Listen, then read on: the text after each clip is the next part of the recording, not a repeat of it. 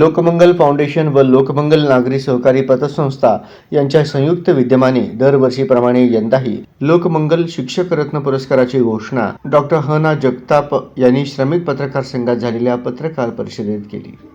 पुढे बोलताना जगताप म्हणाले की या पत्रकार परिषदेमध्ये सोलापूर अहिल्यादेवी विद्यापीठाचे शिक्षक गौतम कांबळे आणि क्रीडा शिक्षक अशोक टिळक यांच्यासह 11 शिक्षकांचा सन्मान यावेळी करण्यात येणार असून हा कार्यक्रम दिनांक 8 सप्टेंबर 2024 रोजी सकाळी 11 वाजता हिराचंद नेमचंद वाचनालयातील किर्लोस्कर हॉलमध्ये गोविंद नांदेडे यांच्या हस्ते होणार असून लोकमंगलचे प्रणेते आमदार सुभाष देशमुख यांची प्रमुख उपस्थिती राहणार असल्याचेही यावेळी सांगण्यात आले. या पत्रकार परिषदेला मारुती तोडकर, आशालता जगताप, अरविंद जोशी, राजकिरण चव्हाण आदी उपस्थित होते. त्या सदगाव नावाच्या गावाला जायला आपल्याला बिरवणवरून यावं लागतं. बिरवणवरून ते 20 किलोमीटर अंतरावर पुन्हा यावं लागतं.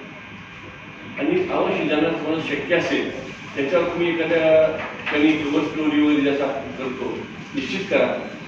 म्हणजे CCTV लावणारी शाळा लक्षात घ्या. खेड्यात शाळा फक्त 1ली ते 4थीची आहे. गावाची लोकसंख्या 300 आहे. त्या शाळेमध्ये 52 झाड आहेत. फणस, आंबा, नारळ, बारावा झाड आणि सगळी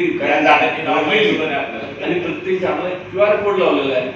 मुलं त्या QR कोडला लावून माहिती सांगतात. तुम्ही काय नीट ऐका. 4थी पर्यंतची मुलं आहेत. त्या शाळेमध्ये प्रोजेक्टर आहे, बेसिक प्रोजेक्टर आहे.